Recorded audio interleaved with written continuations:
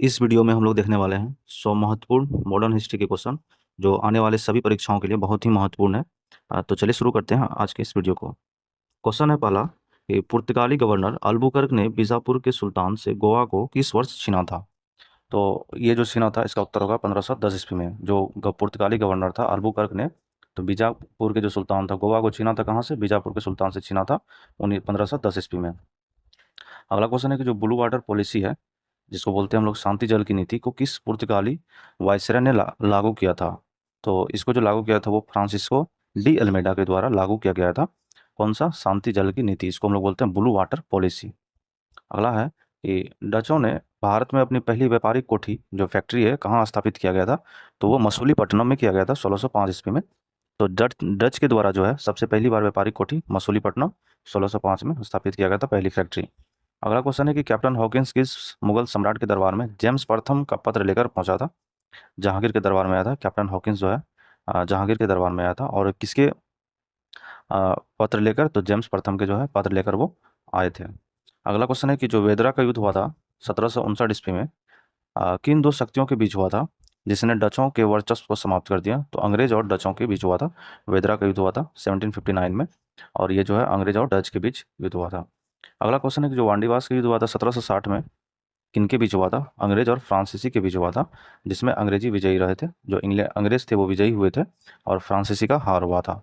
याद रखिएगा, वेदरा वांडीवास का युद्ध 1760 और वेदरा का युद्ध 1759। अगला क्वेश्चन है कि जो जॉब चौर्नोक ने किन तीन गांवों को मिलाकर कलकत्ता की नींव रखी थी। बहुत ही वीवीआई क्वेश्चन है। जॉब चौर्नोक कोलकाता की नींव रखी थी, और वो तीन गांव था सुल्तानाती, कालीकाता और गोविंदपुर। मतलब जो कोलकाता का जो नींव रखा गया था वो जॉब चौर्नोक के द्वारा रखा गया था, और वो तीन गांव था सुल्तानाती, कालीकाता और गोविंदपुर। अगला है फ्रांसीसी ईस्ट इंडिया कंपनी की स्थापना किस फ्रांसीसी मंत्री के प्रयासों से हुई थी। फ्रांसीसी ईस्ट इंडिया कंपनी का जो स्थापना हुआ था किस फ्रांसीसी मंत्रियों की प्रयासों से हुई थी। तो वो था मंत्री ओलबर्ट। कब हुआ था? 1664 ईस्वी में। अगला क्वेश्चन है कि जो पांडिचेरी की संधि हुआ था 1754 से किस कर्नाटक युद्ध की समाप्ति हुई थी। तो द्वितीय कर्नाटक युद्ध की जो समाप्ति हुई थी वो पांडिचेरी की संधि से हुआ था। कब हुआ था? 1754 में। अगला है कि ब्लैक हॉल त्रासदी जिसको बोलते हैं ब्लैक हॉल ट्रेजेडी की जो घटना हुआ था किस नवाब के शासनकाल में हुई थी। तो ब्लैक हॉल जो त्रासदी हुआ था वो करवाया गया था किसके द्वारा? सिराजुद्दौला के द्वारा करवाया था, और ये हुआ था 20 जून 1756 को। 20 जून 1756 को किसके द्वारा? सिराजुद्दौला के द्वारा। अगला क्वेश्चन है कि ब्रिटिश विस्तार और नीतियां, मतलब इससे संबंधित कुछ क्वेश्चन है तो इसको देखेंगे। पहला क्वेश्चन है प्लासी का युद्ध जो 1757 के समय मुगल सम्राट कौन सा था। तो आलमगीर द्वितीय। प्लासी का युद्ध जो हुआ था 1757, बहुत वीवीआई क्वेश्चन है, इसको देखिएगा। प्लासी का युद्ध 1757 में हुआ था, और उस समय जो मुगल सम्राट था आलमगीर द्वितीय हुआ था। हालांकि बक्सर के युद्ध में जो है मुगल सम्राट का भी ये था, मुगल सम्राट भी इसमें शामिल हो गया था, लेकिन प्लासी के युद्ध में जो था मुगल सम्राट शामिल नहीं हुआ था, लेकिन उस समय जो मुगल सम्राट थे वो आलमगीर द्वितीय थे। अगला क्वेश्चन है कि जो बक्सर का युद्ध हुआ था 1764 में अंग्रेजी सेना का नेतृत्व किसने किया था? हेक्टर मुंडो ने किया था। फिर इसके बाद आगे देखेंगे हम लोग जो इलाहाबाद की संधि हुआ था 1765 में। बक्सर के युद्ध के बाद इलाहाबाद का संधि हुआ 1765 के तहत किन क्षेत्रों की दीवानी अंग्रेजों को प्राप्त हुई? बंगाल, बिहार और उड़ीसा, इन तीनों क्षेत्रों की दीवानी जो है अंग्रेजों को प्राप्त हो गई थी। अगला क्वेश्चन है कि द्वैत शासन, ठीक है, का जनक किसे माना जाता है। तो ये है लियोनेल कार्टिस। ठीक है, द्वैत शासन का जनक किसे माना जाता है? तो लियोनेल कार्टिस को द्वैत शासक का जनक माना जाता है। ठीक है। अगला क्वेश्चन है मैसूर के किस शासक ने श्रीरंगपट्टनम में स्वतंत्रता का वृक्ष ट्री ऑफ लिबर्टी लगाया था। तो टिप्पू सुल्तान के द्वारा लगाया गया था। ठीक है। चतुर्थ आंग्ल मैसूर युद्ध के समय बंगाल का गवर्नर जनरल कौन था। चतुर्थ आंग्ल मैसूर युद्ध के समय बंगाल का गवर्नर जनरल कौन था। तो लॉर्ड वेलेस्ली के समय हुआ था चतुर्थ आंग्ल मैसूर युद्ध 1799 ईस्वी में।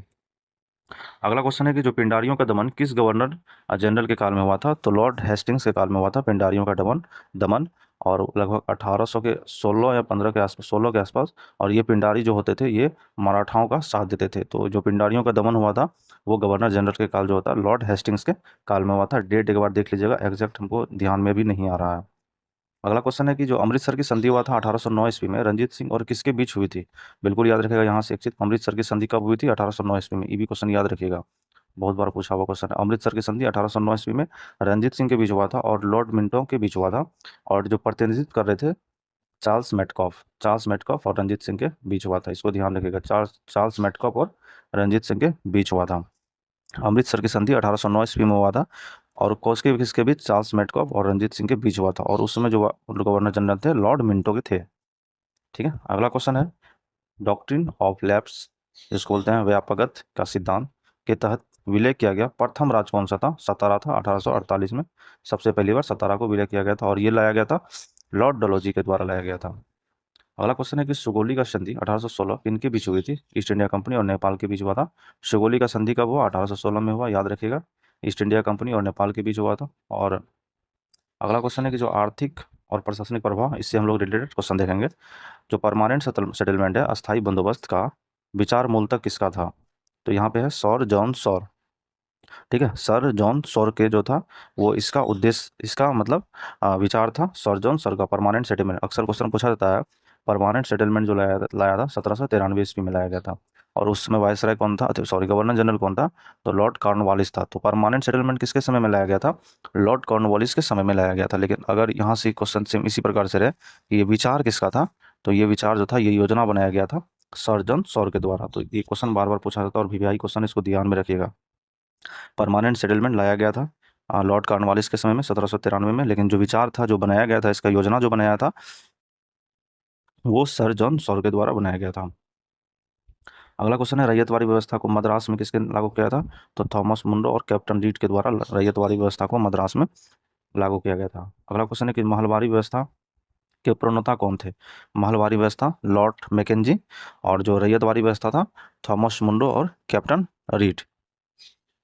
अगला क्वेश्चन है कि धन का जो निष्कासन होता है, जिसको बोलते हैं ड्रेन ऑफ वेल्थ, का सिद्धांत दादा भाई नौरोजी ने दिया। इसको भी ध्यान में रखिएगा। तो किस पुस्तक में दिया था? Poverty and British rule in India. Bharat में सिविल सेवा का जनक किसे माना जाता है? लॉर्ड कॉर्नवालिस को सिविल सेवा का जनक माना जाता है। फोर्ट विलियम कॉलेज की स्थापना किसने किया था? लॉर्ड वेलेस्ली के द्वारा फोर्ट विलियम कॉलेज की स्थापना किया गया था। लॉर्ड वेलेस्ली के द्वारा फोर्ट विलियम कॉलेज की स्थापना किया गया था। अगला क्वेश्चन है, और यह स्थापना जो है 1800 में ही किया गया था। अगला क्वेश्चन है कि वुड का डिस्पैच किस क्षेत्र से संबंधित है? वुड का डिस्पैच जो है शिक्षा से संबंधित है, और ये जो लाया गया था, आपको लाया गया था डलहौजी के समय में लाया गया था। वुड का डिस्पैच जो लाया गया था डलहौजी के समय में लाया गया था, और यह शिक्षा से संबंधित है। अगला क्वेश्चन है कि जो प्रथम अकाल आयोग बना 1880 की अध्यक्षता किसने किया था? तो ये किया था, एक सेकेंड, रिचर्ड एस्टेची। 1880 के समय में जो था अकाल आयोग बनाया गया था, और उस समय जो अध्यक्षता किया गया था, ठीक है, रिचर्ड एस्टेची के किया गया था 1880 के समय। ठीक है, अगला क्वेश्चन है कि भारत में पहली बार जनगणना 1872 किसके कार्यकाल में हुई थी? तो लॉर्ड मेयो के कार्यकाल में 1872 में पहली जनगणना हुई थी। वर्नाकुलर प्रेस एक्ट 1878 किस गवर्नर जनरल ने रद्द किया था? तो लॉर्ड रिपन ने रद्द किया था। कब? 1878 में वर्नाकुलर प्रेस एक्ट को रद्द कर दिया था। किसके वर्नाकुलर प्रेस एक्ट आया था 1878 में, लेकिन रद्द किसके समय में किया गया था? तो ये रद्द जो किया गया था लॉर्ड रिपन के समय में किया गया था। अगला क्वेश्चन है 1857 के विद्रोह के समय भारत के गवर्नर जनरल कौन था? तो लॉर्ड कैनिंग था। ठीक है, अगला क्वेश्चन है कि दी सिपाही mutiny and the rebellion of 1857 पुस्तक के लेखक कौन है? ठीक है, बहुत इंपॉर्टेंट पुस्तक है दी सिपाही mutiny and the rebellion of 1857, इसका जो आरसी मजुमदार। अगला क्वेश्चन है लखनऊ में 1857 का विद्रोह का नेतृत्व किसने किया था? बेगम हजरत महल। अगला क्वेश्चन है कि मंगल पांडे किस इन्फेंट्री के सिपाही थे? 34वीं नेटिव इन्फेंट्री, जो कहाँ पड़ता था? बैरकपुर के सिपाही थे। अगला है कि जो उलगुलान विद्रोह का संबंध किस नेता से है? तो बिरसा मुंडा से है। उलगुलान विद्रोह का संबंध किससे है? तो बिरसा मुंडा से है। संथाल विद्रोह 1855-56 का नेतृत्व किन भाइयों ने किया था? सिद्धू और कानू के द्वारा संथाल विद्रोह का नेतृत्व किया गया था। नील दर्पण नाटक के लेखक कौन थे, जिसमें नील की खेती करने वालों के शोषण का वर्णन है? तो दीनबंधु मित्र थे। याद रखिएगा, नील दर्पण नाटक के जो लेखक थे वो दीनबंधु मित्र थे। अगला है कि पावना विद्रोह किस क्षेत्र से संबंधित है? तो बंगाल से संबंधित है। ठीक है, पावना विद्रोह किस क्षेत्र से संबंधित है? पावना विद्रोह किस किस क्षेत्र से संबंधित है? बंगाल से संबंधित है। अगला क्वेश्चन है कि जो कूका आंदोलन है, किसकी शुरुआत कहाँ हुई थी? कूका आंदोलन याद रखिएगा पंजाब में हुआ था, और इसका जो नेतृत्व किया था वो किया था बालक सिंह और बाबा राम सिंह। तो अभी हाल ही में जो एडीओ का एग्जाम हुआ था, उसमें पूछा हुआ था कूका आंदोलन का नेतृत्व किसने किया था, और आपका ऑप्शन में था बाबा राम सिंह। तो इसलिए भी इंपॉर्टेंट क्वेश्चन है, इसको ध्यान में रखिएगा। मोपला विद्रोह 1921 में हुआ था, किस तट पर हुआ था? तो याद रखिएगा मालाबार तट हुआ है, और मालाबार तट जो पड़ता है वो केरल के साइड पड़ता है। ठीक है, मालाबार तट जो होता है वो इस साइड पड़ता है, केरल के साइड पड़ता है। ठीक है, तो वहीं पे जो हुआ था मोपला विद्रोह 1921 में हुआ था। अगला क्वेश्चन है कि राजा राम मोहन राय को राजा की उपाधि किसने दी थी? तो मुगल सम्राट अकबर द्वितीय के द्वारा दिया गया था राजा की उपाधि। राजा राम मोहन राय को राजा की उपाधि मुगल सम्राट अकबर द्वितीय, याद रखिएगा, अकबर द्वितीय के द्वारा दिया गया था। सत्यार्थ प्रकाश की रचना किसने किया था? स्वामी दयानंद सरस्वती के द्वारा किया गया था। तत्वबोधिनी सभा की स्थापना किसने किया था? देवेंद्र टैगोर के द्वारा किया गया था।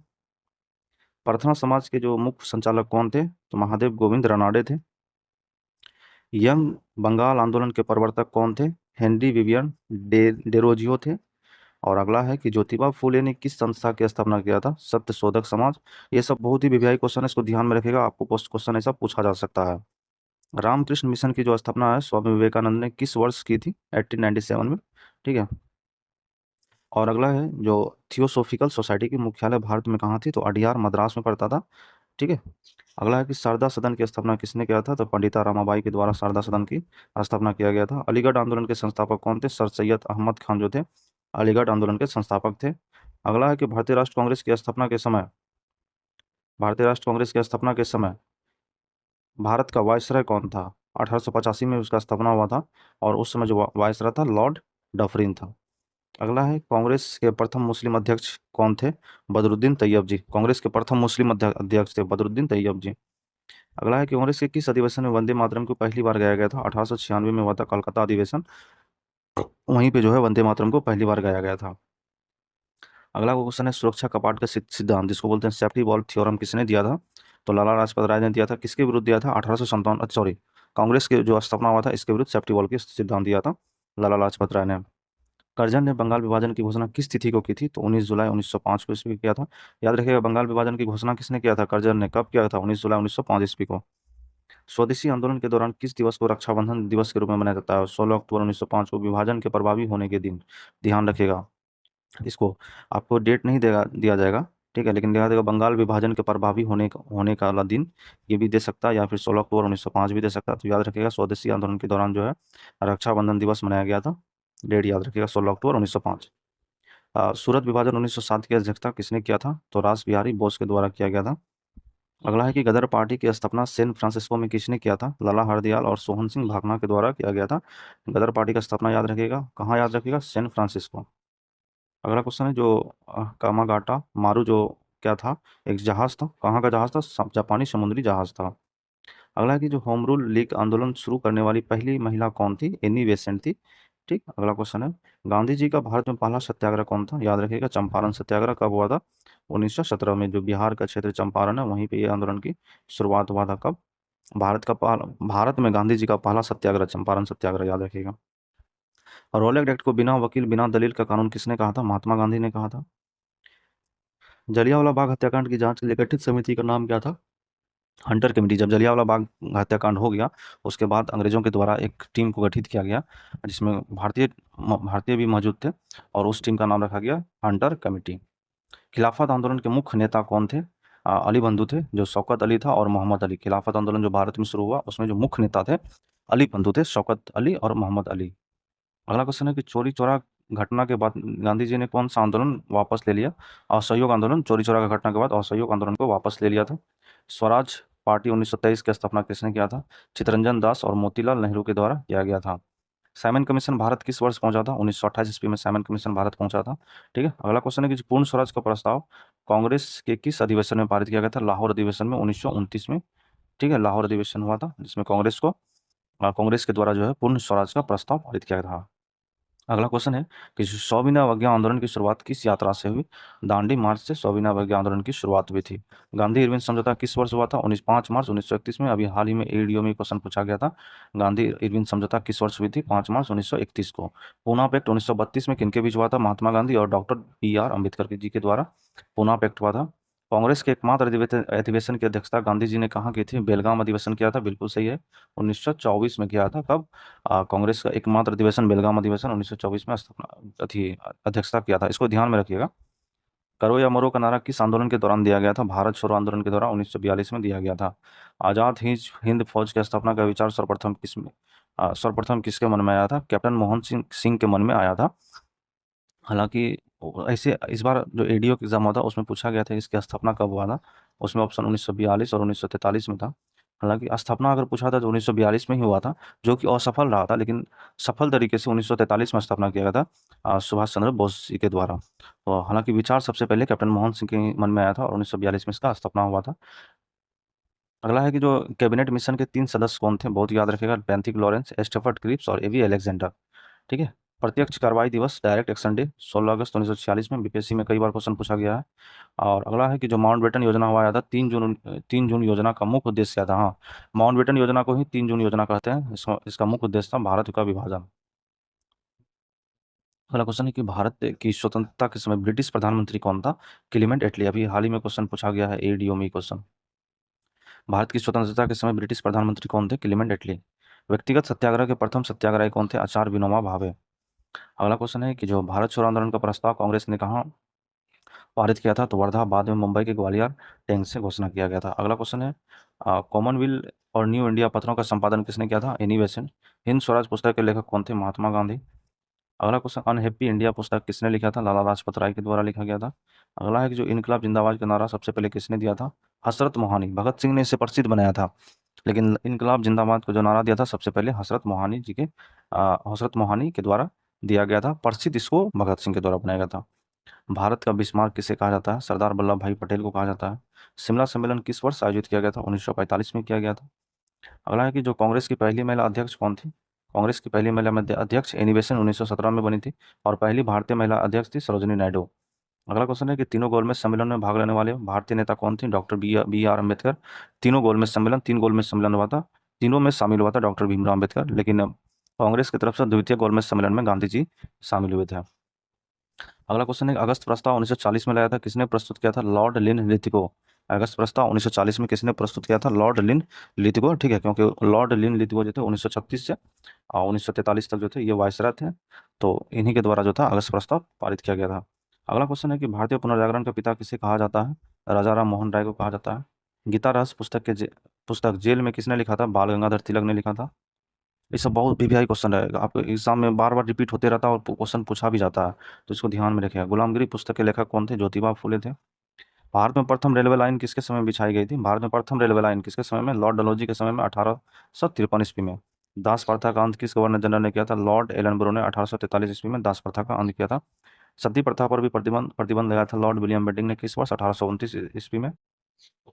ठीक है। अगला क्वेश्चन है, राजा राम मोहन राय के सहयोग से सती प्रथा पर भारतीय प्रेस का मुक्तिदाता किसे कहा जाता है। चार्ल्स मेटकॉफ को कहा जाता है। भारतीय प्रेस का मुक्तिदाता चार्ल्स मेटकॉफ को कहा जाता है। अगला क्वेश्चन, जो हंटर कमीशन का संबंध किस क्षेत्र से था। हंटर कमीशन कमेटी गठित किया गया था। ठीक है, 1882 में गठित कमेटी किया गया था, और यह संबंध जो शिक्षा से था। ध्यान रखिएगा, हंटर कमीशन का संबंध शिक्षा से था। और अगला है कि इंडियन स्ट्रगल पुस्तक के लेखक कौन थे। सुभाष चंद्र बोस। इंडियन स्ट्रगल याद रखिएगा, बहुत बीबीआई क्वेश्चन है। अंतरिम सरकार 1946 में वित्त मंत्री कौन थे। लियाकत अली खान वित्त मंत्री थे। भारत और पाकिस्तान के बीच सीमा रेखा का निर्धारण किसने किया था। सर सिरिल रेडक्लिफ के द्वारा किया गया था, भारत और पाकिस्तान के बीच सीमा रेखा का निर्धारण। तो ये था इस वीडियो का अंतिम क्वेश्चन। ये बहुत ही वीवीआई क्वेश्चन था। हमें लगता है जब मॉडर्न हिस्ट्री का क्वेश्चन निकालेंगे तो हर एक चैप्टर से इसमें क्वेश्चन दिया हुआ है। रिवीजन के लिए बहुत ही वीवीआई है। एग्जाम, जो भी एग्जाम में अक्सर एग्जाम में क्वेश्चन ऐसा पूछे ही जाते हैं, तो आप लोग इस वीडियो को जरूर देखे होंगे। उम्मीद करते हैं बहुत ही अच्छा भी लगा होगा वीडियो। तो चलिए इस वीडियो को यहीं पे समाप्त करते हैं। नेक्स्ट वीडियो में मिलेंगे फिर अच्छे प्रश्नों के साथ। तो चलिए यहीं पे इस वीडियो को समाप्त करते हैं।